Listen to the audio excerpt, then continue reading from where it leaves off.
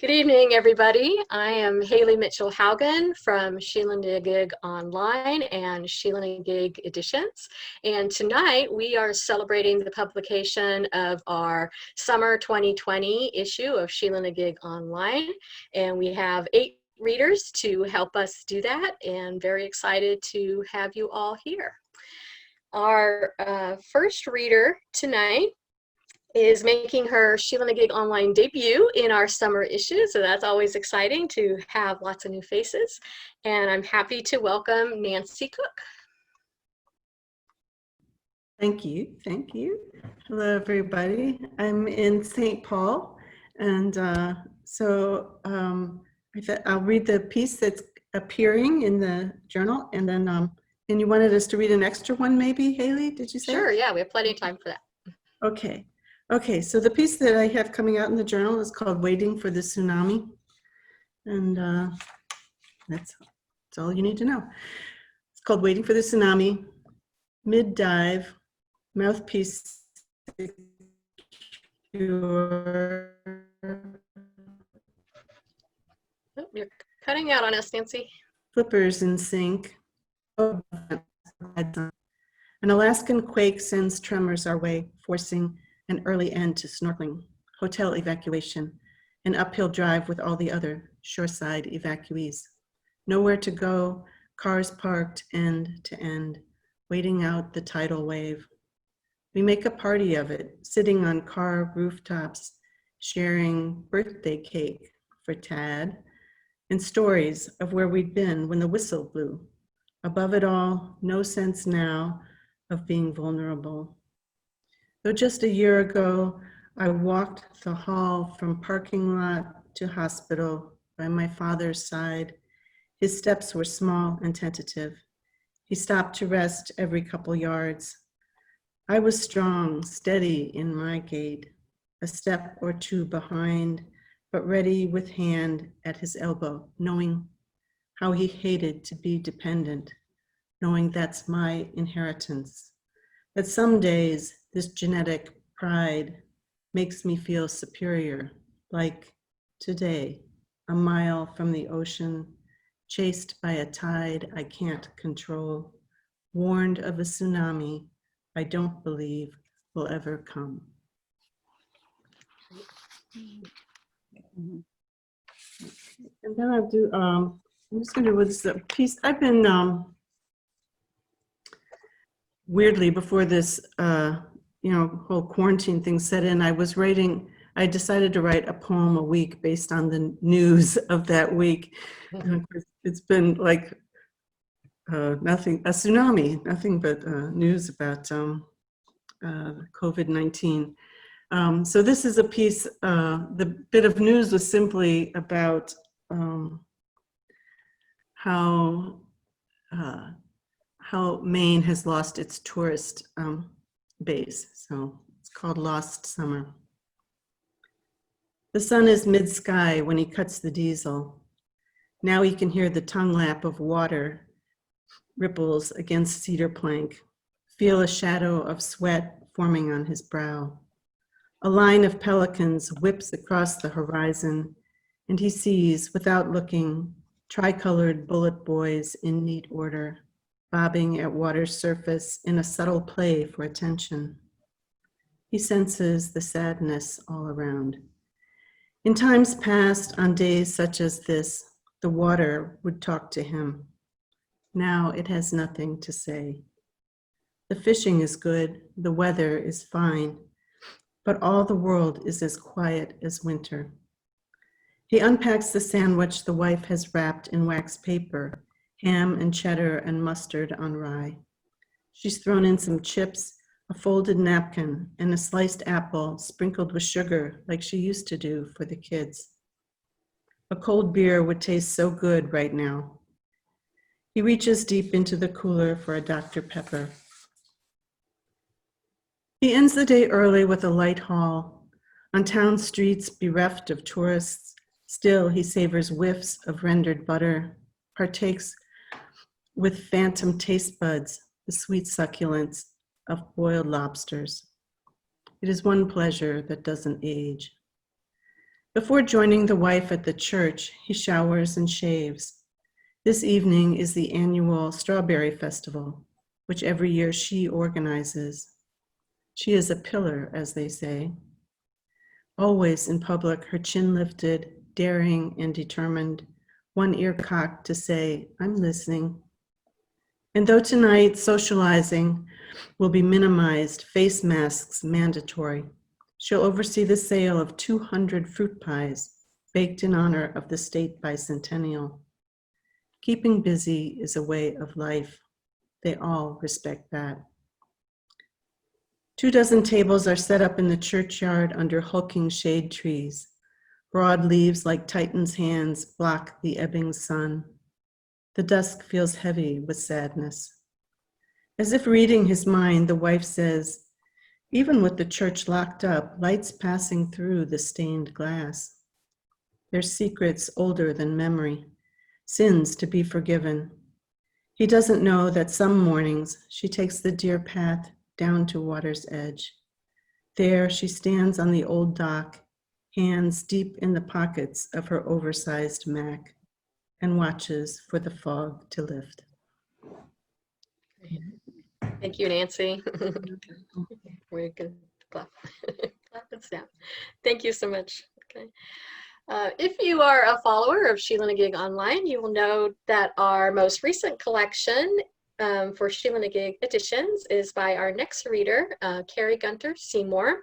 And this collection is called A Place So Deep Inside America It Can't Be Seen, and was recently chosen as the Ohio Poet of the Year Award by the Ohio Poetry Day Association. And many of you know that Kari has also recently been named the Poet Laureate for the state of Ohio. So she's having a great run. So welcome, Kari. Thank you, Hayley. I keep saying I think I'm in an alternate universe, and when the time warp anomaly writes itself, I'm going to wake up and none of this is going to be true. So, including COVID. So that would be wonderful, wouldn't it? I'm going to read from the book a piece, and then maybe an additional piece. This is called "Daughter-in-Law Mine Once Removed."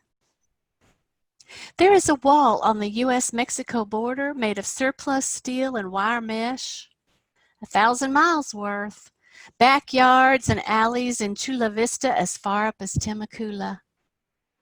Children stand on our side, poke tiny fingers against those hardly even holes for the slightest brush of their grandmother's fingers, pressed inward from the Tijuana side. I saw it in Time magazine and cried. My own fingers urgent. The iciness of your Colorado standoff rigid as anything man-made. Surely you remember this rich Ohio soil, ripe to bursting, water pure, pastures plush. A woman can make her way here. I don't care about the details, who was right, who should have got what but didn't. I don't mind that you'll never love again and hell's to pay. I care that my body has gone to wrinkle and the world to concrete and convenience. Tractors traded for fracking augers, though this parcel will never fall long as I can steady a shotgun. With no partner but a wall to cling to, what's balled up can only bounce back. Raised without old ways, a granddaughter might never make out why her body aches for seed and trowel. Rifling National Geographic, it came to me to send this telescope, highly recommended for its ability to reflect. Along with the moon and stars, help her, please, to look south of Lake Erie by way of the Appalachians, then east by southeast. Tell her that's her grandmother, top of Beck's Knob, waving a white hanky.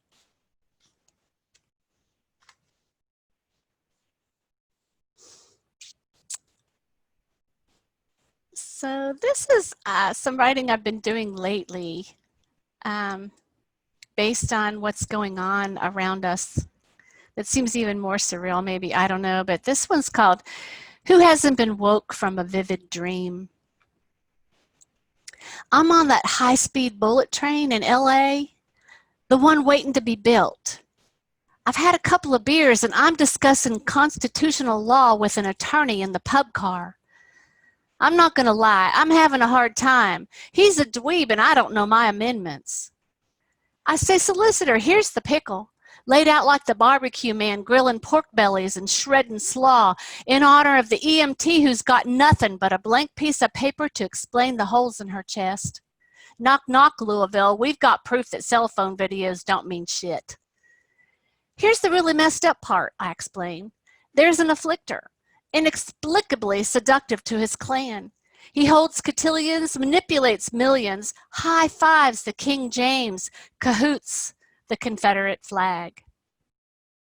By now my lawyer man's in a pant, dances the holly-golly like it's the moonwalk and he's Neil Armstrong, testifies 45's not as bad as people think, slaps a palm against my back, throws money on the bar, orders another round. Barrister, I say, as he clinks his highball glass against my microbrew pint. You have obviously turned out the entire first half of our parlay, as if it was a late-night infomercial or an encore presentation of I Am Not Your Negro. Even though you can't sleep, you don't want to be disturbed.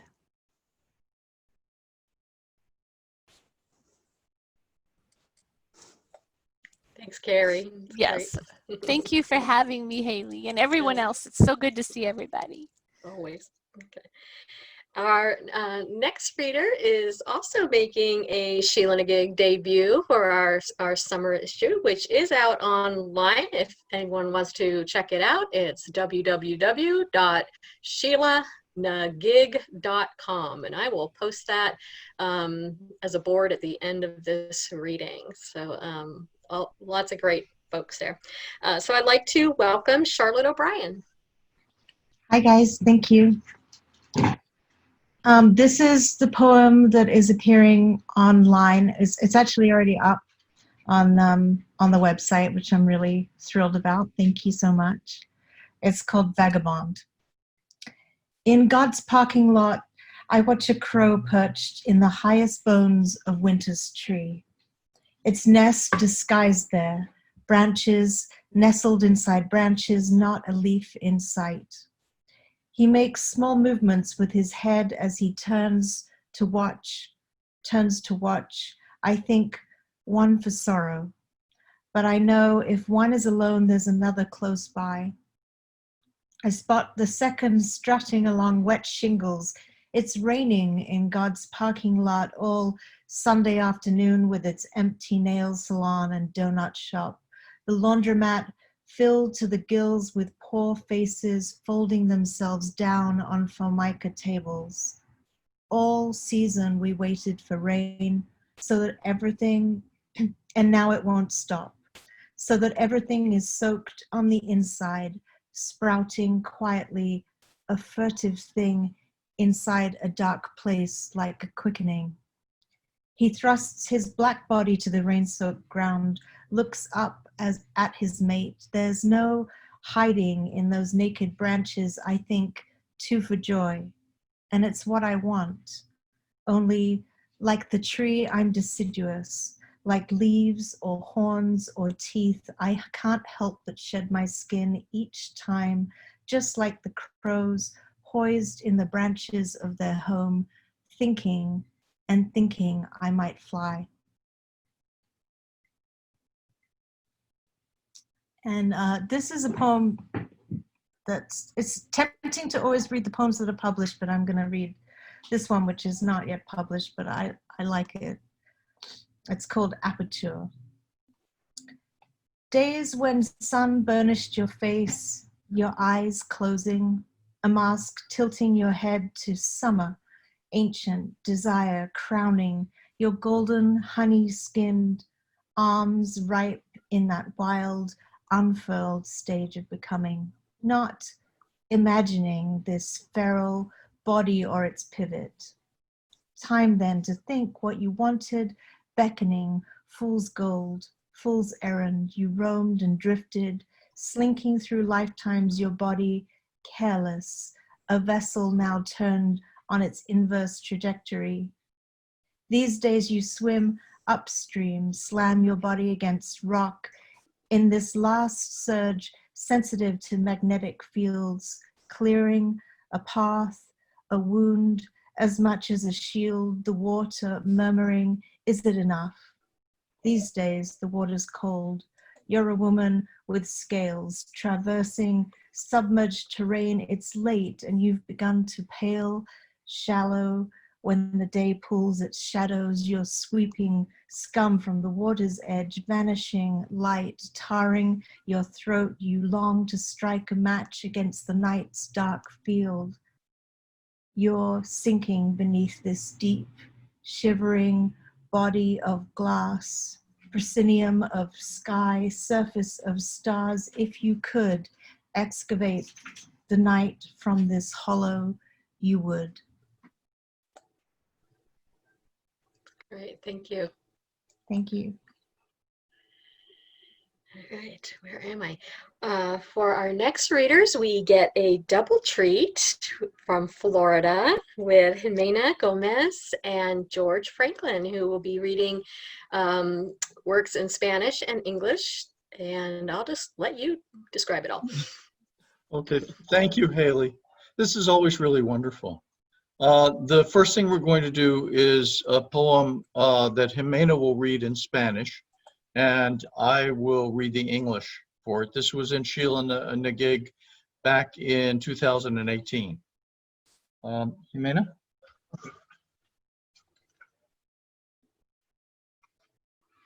Lo que quedó de la cena. Pedazos y migajas de queso azul y de queso de cabra, una porción de pollo sin tajar, los residuos de avena de la barra de pan cortado a medias, los tomates cereza en el tazón de vidrio, las naranjas dulcísimas, rojizas, restos de pollo, gotas del aceite de oliva y vinagreta, caídos en los pliegues del mantel, el vino tinto, rescoldo en copas, las tacitas, sedimentos de café y dos pares de manos al borde de la mesa que se rozan apenas y dos pares de ojos que se dicen lo que las manos no se atreven. Okay. This was our translation of the poem. It's called Leftover from Dinner. Pieces and crumbs of blue cheese, goat cheese, a portion of chicken unsliced, the remains of oats fallen from a half-cut loaf of bread, cherry tomatoes in a glass bowl, the sweetest oranges, almost red, scraps of chicken, drops of olive oil and vinaigrette, splattered on creases of the tablecloth, red wine like embers in the glass, little cups, dregs of coffee, two pairs of hands at the table's edge, brushing against each other, two pairs of eyes, risking what the hands can't say. Great. What they don't tell you about doing readings at home is that sometimes when you're trying to read, your dog comes up and is off screen, but he's doing everything he can to sort of get attention at the same time. Okay, he's settled down again. The next poem is called An Hour South of Cali. And it's not California, but Cali, Colombia. On the road, 5 horses, riders in high boots, polo shirts. Our taxi pulls over to let them go by. The white walls are high and thick to keep out intruders. Vines grow wildly over the top. Blue flowers I haven't seen before. At the gate to the nursing home, you ring the bell and wait. Eventually, a young woman arrives and lets us in. We learn later she is Venezuelan. Her novio is a taxi driver, and he picks her up at the end of her shift. He also brings her energy drinks that are sold on the side of the highway. We went there every day to see your father. While you tended to him, the air in his room stagnant with heat, the window closed, I sat downstairs in the shade, reading Orwell's Homage to Catalonia. His Barcelona, where everyone was equal, gave way one street at a time, betrayed by Stalinists and Republicans alike. Orwell left, hunted by the police, and never came back. Died of tuberculosis, coughing the way I could hear your father cough upstairs, gagging on water, a spoonful of yogurt. On the other side of the walls, there are still green fields, cattle, a river to the west, ranches and groups of elegant houses with gates and guards. The horses pass, hooves clattering on the pavement. Thank you. And the last poem I'm going to read is called Clean Sheets. I just made the bed with clean sheets. They're wrinkled but washed and fresh smelling. The weave a little rough against my hands. When you get here, I'll fix coffee. Yours with steamed milk, foamy. Mine dark, tasting of burnt sugar. Reminding me of the night sky in another latitude. That neighborhood where we walked. The moon still not up over the hills.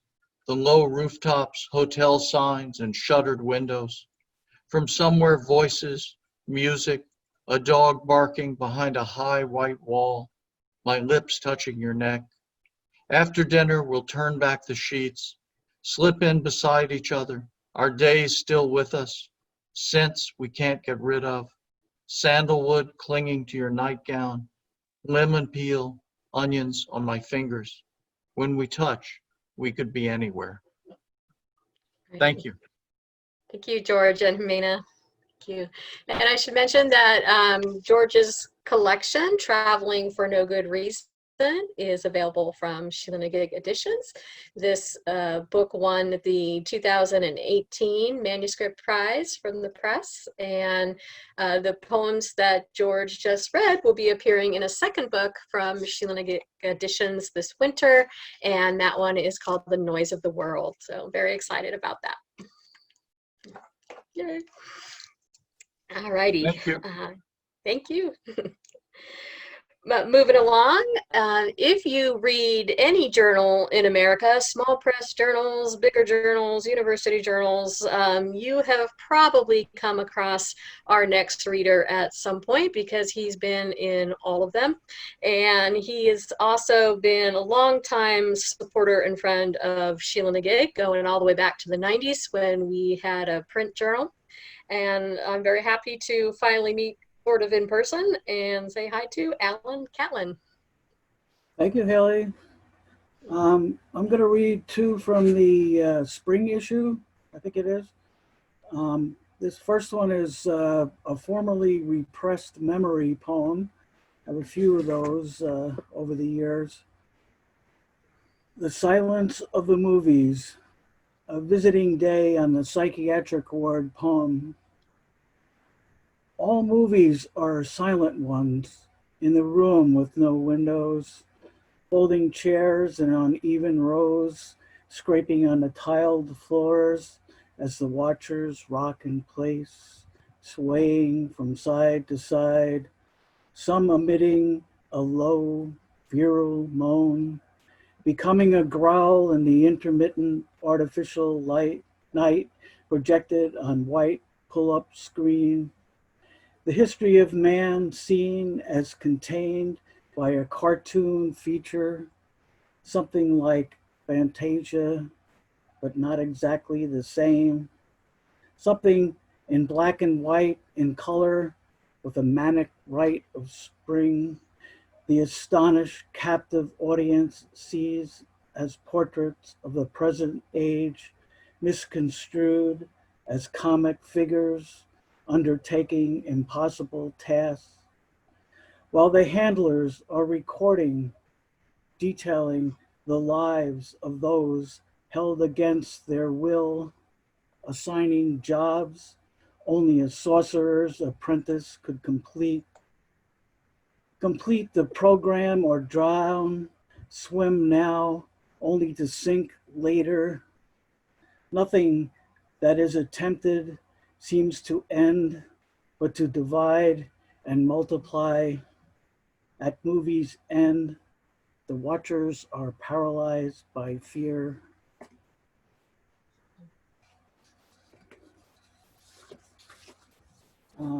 I guess by way of explanation, I visited my mother in an asylum for a little over a year and a half, twice a month.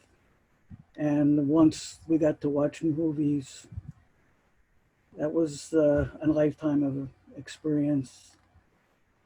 I don't know if everyone's familiar with Francesca Woodman or not, her work. She was an amazing photographer who spent her brief creative life trying to make herself disappear. If you're not familiar with her work, you should look her up. There's a fascinating movie that her parents made, who are also artists, called The Woodmans. Well, you should just see it if you can find it. It's a documentary. It was made a few years ago. And this is my impression of Francesca Woodman's work and life. Mother Night. The images of herself she cherished most were the ones of her passing through walls, through glass, etherous as smoke, a smudge of light with skin. She was always naked then, available as a flame without a wick. Images suggested a time she might not have been human, with otherworldly, lost between time zones, trying to discover which dimension she belonged in.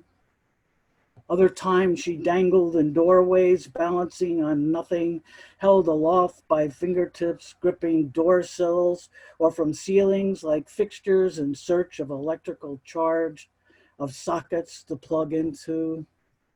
Other times she blended into tenement walls, adapting patches of water-stained floral print paper as a disguise, hoping the humps on her chest would not reveal her presence.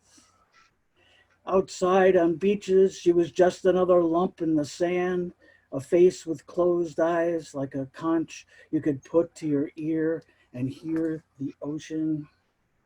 All her life was a negative, developing, underexposed to minimize the risks of being seen. Loving her like waking from a dream to discover you were still asleep, a full frontal assault on the senses. When she finally leaves, all that remains is a vapor trail, soft evidence like the slime snails leave as they make their way through oceans of broken glass. Thank you all for listening. Great. Thank you, Alan. You're welcome. Okay, our next reader tonight is coming to us from California, and I've also had the privilege of publishing her latest collection, which is The Shape of Emptiness, and she also did the wonderful painting for the cover, if you've seen it. So I'm happy to welcome Regina O Melveny.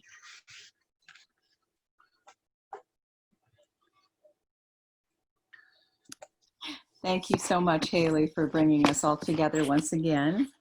I'm going to read a couple poems that were inspired by some research I was doing for my novel about the 16th century. I found that as I was writing the story, there were poems that would interrupt my writing and want to be written. So these are a couple of them that made their way into the book. The first one is called I should just clarify, there's a word in here, must, M-U-S-T, which refers to freshly crushed grapes. Stars burned in the sky above him, ready to fall at any moment. At the end, Galileo turned away from the occhiale to the occhialino, from telescope to microscope, and pondered the woody flesh of the vine, the corpuscular light taken into the grape. He said, the must holds secret converse with the sun. Last night, in the dream, a man sat in a closed shrine. Outside, I felt along every wall for the firm jamb of a door. I don't know the man, my father, who exiled himself from his daughters. Though I heard word of him from the frozen woods of Canada, don't know if he sent away for spirits. Apparently he studied a meager garden, tended certain plain vegetables. Galileo also kept a garden and pruned his vines beyond natural diligence, notes his friend Boccardini. Galileo refined the art of eel ponds. When my father died, after losing all knowledge of pruning shears, wine glasses, buttons, and spoons, I became like the eels, who released to the river couldn't return to the first ponds. At the end, Galileo spent time devising a most ingenious method for measuring water drops falling on any given surface. The father, I don't know, sits in a dry, lightless place, ponders my movements through the walls.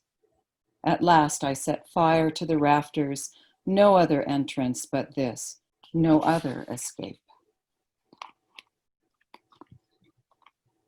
Thank you. Thanks.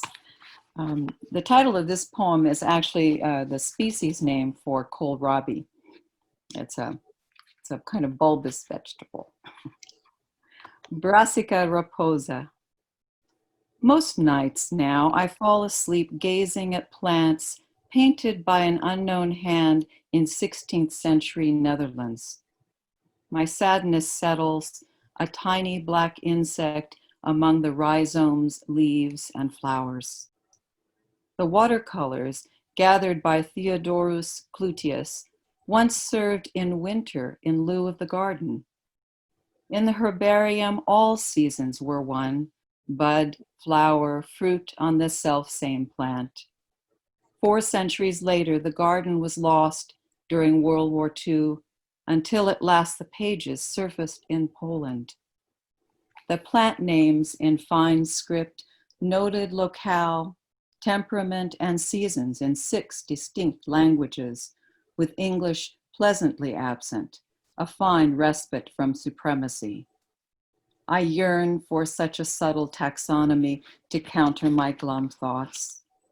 Consider the peony, possessed of a hot, dry humor that quelled night visions and melancholia.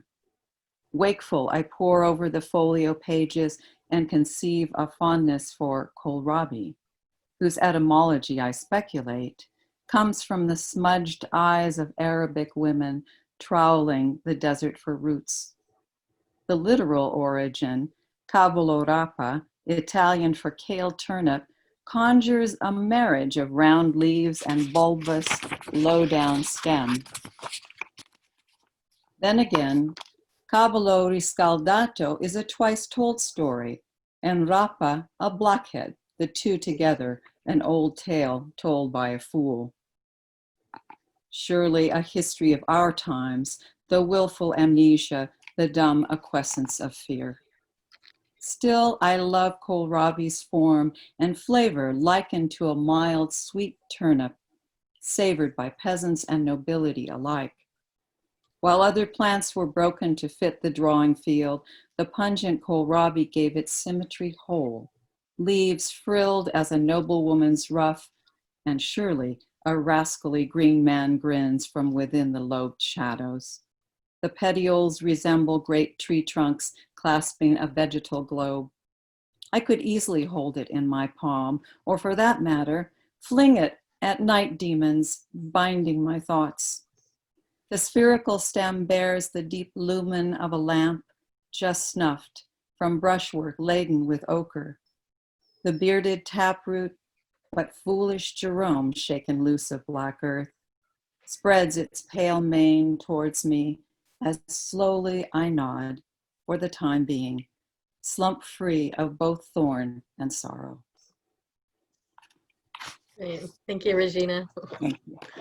I love how that first one really echoes the material of your book as well. So you're still writing those poems. Okay, our next reader tonight was the winner of our 2019 Manuscript Award. She is in Akron, Ohio, and I'm happy to welcome Barbara Sable. Thank you. The title of the book, I'm sorry, the title of the book is Imagine a Town. Okay.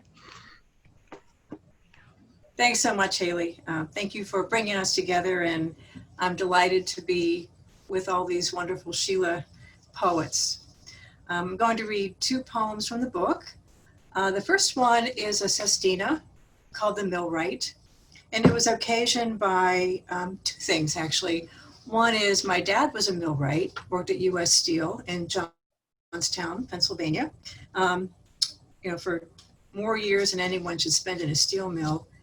And when the mill closed, he said it was like, and the mill closed because they went bankrupt, U.S. Steel. So everyone walked, did their time clock, walked out, and then walked through the gate. And he said it was like they just sort of like all walked into the air and disappeared. And I thought, oh, if I could paint, I would paint that. So instead of painting it, I wrote a poem about it called The Millwright. And also the other occasion for writing this was that my high school friend and I, about 5 years ago, were sitting in a restaurant atop the hill in Johnstown, which is very mountainous, looking down over the town at the steel mills where our fathers had worked, and talking about, the old days when the city was very industrial. The Millwright. We dine atop the inclined plane, suspended above dormant industrial glory, the obsolete steel mill, Bethlehem's iron sprawl, slumber dragon shackled to Allegheny Valley's blue-collar realm, smokestacks hold their acrid breath. Against sunset, giraffe neck cranes bend on rusting joints in the silhouetted rigging. 38 years my father labored, a journeyman rigger, young and agile. He clambered scaffolds, suspended like a trapeze artist, balanced atop a latticed crane. He rode the platform sway in the wind off the hills, steeled himself against fear, against weary, against the stack of woe on the counter. Love kept him there, shackled to the notion of provision. My father accepted the shackles' iron rub, its chafe against his soft nature. Beneath the rigors of winch and rope, torch and flame, his lot was stacked with home-cooked comfort, arms round the neck. Suspended between college and marriage, he had chosen to steal my mother's affection with a steady wage, means to crane the bricks, shingles, circuitry into place, so they might crane their dreams to children, to ribbons and tinsel, the gentle shackles of family. As a girl, scant memory of him, the mill would steal my father's daylight hours, his vigor. The corporation, true rigor, played grime collar labor for its gain. Workers teetered in suspended animation between blast furnace and bar, hope like dominoes stacked to tumble. Another double all around. Next day, the shrill whistle, stacks exhaled the dragon's toxic breathing. Only the head of the crane's main boom above gridded mist. My father, mid-air, suspended over hot metal cars, coke oven, a Chagall in overalls, unshackled to the engine room's black heart. His brand of faith, an invisible rigging, secured him there. Practiced hands, a common knot, stronger than steel. From the balcony, we consider our hometown, far below a sky steel gray as the old mill, monument to its Rust Belt heyday, stacked layer on decadent layer, a chocolate torte for our dessert, the rigging of a certain privilege. Look, leftovers wrapped in the shape of a crane, a toast to our fathers who kept this city humming. I am shackled by the memory of him, aged so young, by unspoken thanks, suspended in clouds over the mill.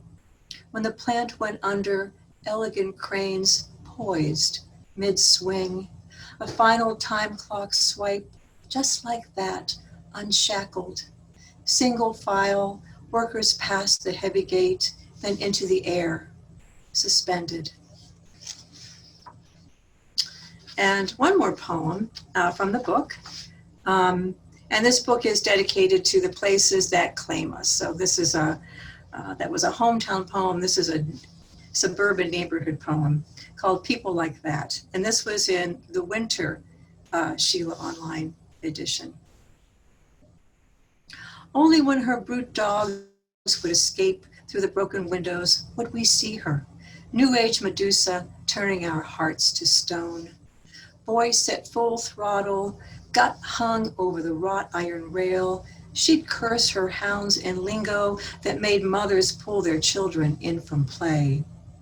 She loaded her van and moved to Vegas, left the place to the vagaries of suburban nature. Scum round our block, a snub to civility, we said, yet we're drawn by the ammonia reek, the debris strewn across raw floorboards. We cupped our hands and peered in through spiked out coronas of glass in the half moonlight, pressing from every angle as if for a glimpse of the bearded lady or alligator girl. One sticky summer night, we raided her riotous garden. Perennials swarmed the cement stoop, insinuated their tendrils beneath the eaves. Rhododendrons flamed the cedar shakes, and snapdragons whispered their blooming. First one neighbor, balanced by two scrappy buckets, soon others trickled down the walk, growing brazen with wheelbarrows and shovels.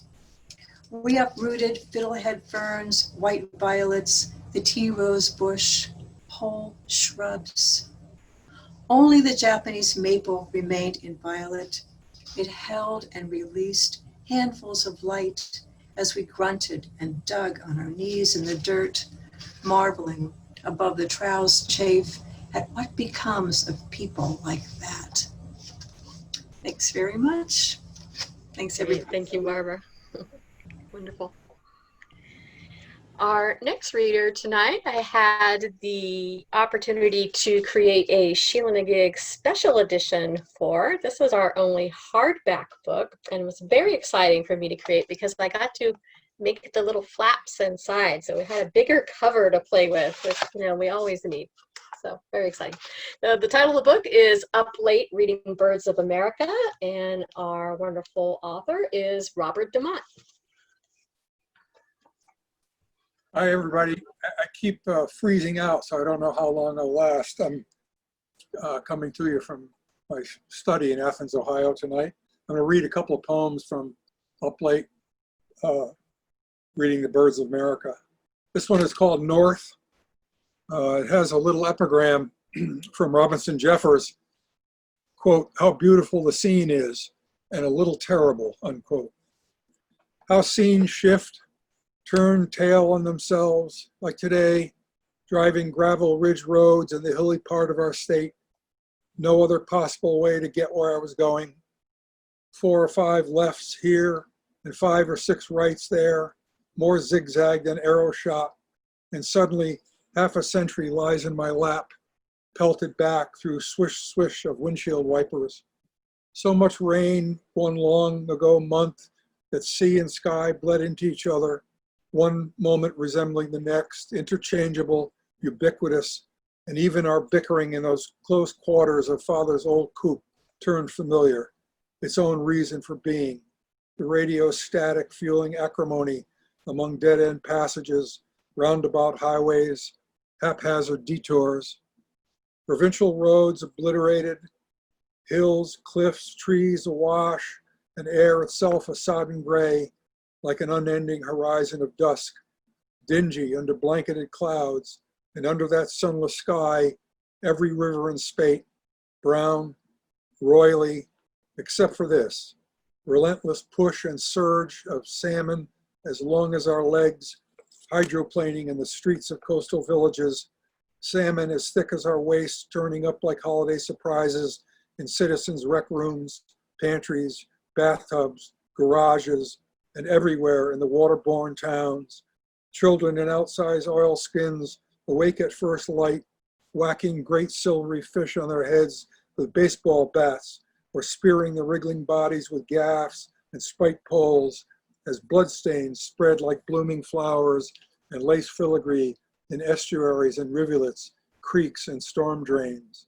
Then children loaded fish after fish in toy wagons or stuffed their bodies in grain sacks, carried away to be emptied, corpses stacked and sorted like cordwood, eventually smoked and dried, every ounce destined to feed something, the pink, delectable flesh to their families who will not have eaten like this for generation, the bones and gill plates and offal slopped into reeking compost piles to be turned by hand laboriously and spread on acres of potato fields, corn swales, soybean carpets to enrich the harvest in late summer, to make up what little can be made up when water without end comes to turn its tricks, when water without end reaps what it sows.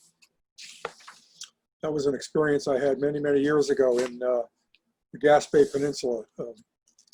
We went on a vacation, my family and I, and it rained for 48 straight days. So it was in a little tiny Plymouth coupe. It was not exactly a comfortable experience, but I never forgot it. Here's another poem. It's called At the Armor Museum. In Worcester, Massachusetts, where I went to college, there was quite a famous armor museum, and I used to visit it occasionally. There's a little epigram from Emily Dickinson, and the line is, "Dust is the only secret." At the Armor Museum.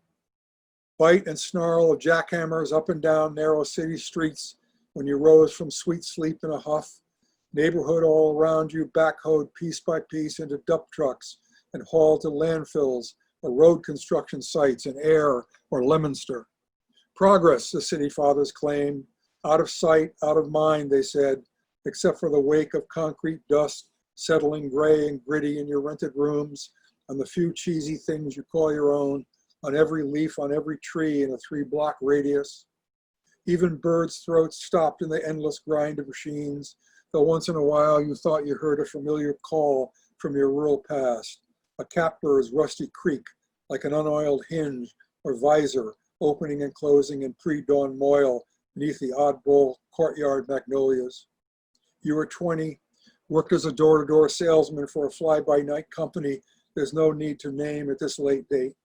Let's say, among other things, without being overly petty, you hated the mandatory dress code, the suit jacket's thin lapels, garish striped tie, that and the crap you had to peddle, the shit you had to eat. Every morning the same thing. Every morning in the hallway mirror you met yourself coming and going. Every morning in the scalp glass you saw a body cobbled together with odd parts of different people, scarred feet flat as boards, ankles like softballs, flyaway ears, balloon nose, pock skin, thin unruly hair, and inside your skull a maniac's brain, like a gothic medical experiment gone crazy. Every morning was one of those days you dreaded and only promised to get worse. You had no inkling what today's or next year's story would be, life being too much with you. Over lunch hours, thin fare, in the shadows of the Armor Museum, you plotted deep-sixing your boss with a broadsword, changing your name to Lance, growing a nut-brown beard, and riding south where, tanned and imperially slim, breastplate and helmet polished to a gleam, you would fall upon the thorns of life, etc., in proper tragic form, defending a suitably gorgeous, adoring woman's honor, etc. Mostly, though, you seethed, you fumed, you boiled, and through it all, dismantling went on and on that year in Worcester, Massachusetts, dust falling through high peak skylights, dust settling like ash on marbled hallways, dust blanketing acres of chainmail and steel-clasped torsos, dust crooning its long drift of regret, and nothing in your life about to change. Thank you. Great, thank you, Bob. If you're wondering how Bob can possibly get that much rich experience into these poems, we should know that they're prose poems, so he's got a little bit more room than the rest of us. So. All right, I'm going to wrap us up with 3 short poems. A couple of folks asked me to read tonight, so I'm going to do that. And since Alan Catlin is online with us, I thought I'd read a couple from misfitmagazine.net that he published a couple issues ago. So 2 short ones from there. This first one is called Before the Trip. The mechanic is tall and lean and solid, and I wonder how old I will be when I stop noticing such things. I wonder how long it takes him each night to get all that grease out from between his fingers, from beneath his trim nails. I wonder if his girl waits patiently for all that, and if some nights, if their love is young enough, she just thinks, hell, forget it, a little dirt doesn't matter. I am working on a manuscript that deals with depression and mental illness in women, both personally but also historically. And this next poem is one of those historical pieces. And I should just mention that Walter Freeman was the gentleman who quote, perfected the lobotomy in America. So this is about that. And there's a quote from him at the beginning. And then the last 3 lines is also in italics and is a quote from Freeman. This is Get the Bitch a Lobotomy for Alice Hood Hammett, the first U.S. prefrontal lobotomy patient. She was a master at bitching and really led her husband a dog's life. Walter Freeman. Freeman took Alice from Alice in 1936, severing her neural connections to relieve her from depression, her restlessness, to relieve her husband from her bitching, her anxious garrulousness. After, she was calm in that wax dummy kind of way the history books would chronicle, the activists would question. Perhaps she felt some loss of dignity, fell into childlike stubbornness and sloppy eating, or maybe, like 1,000 others to come, she sat inert, disoriented to time, to place, to self, as she tried to recall some feeling she once had, some talent. But why worry about what is normal? Every patient probably loses something by the operation, some spontaneity, some sparkle, some flavor of the personality.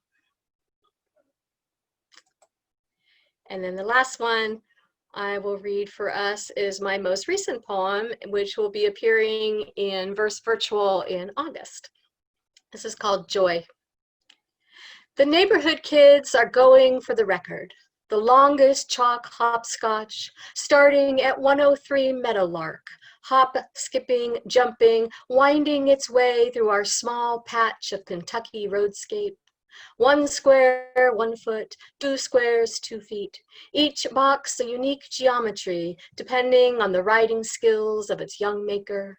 Tumbles up the middle of the asphalt till some mom guides the installation towards the safety of our edged lawns.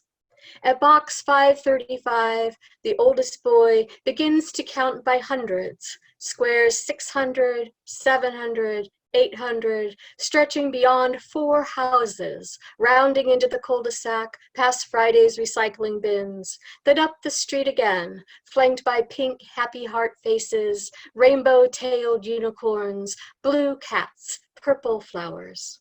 The project goes on for days, easily beating the record, heading back home with over 1,800 squares. The joy is in the making. No one thinks about Ripley's rules or worries about tire treads slowly taking up colorful hues, the nighttime critters nosing through the chalk box, or even, inevitably, the sudden rain. All right, thank you, everybody. And thank you all again for being here and representing Sheila-Na-Gig and showing everybody the huge range of variety and talent that we have out there for the journal and in Sheila-Na-Gig editions. Really appreciate you being here. So thank you so much. Thanks, Hayley.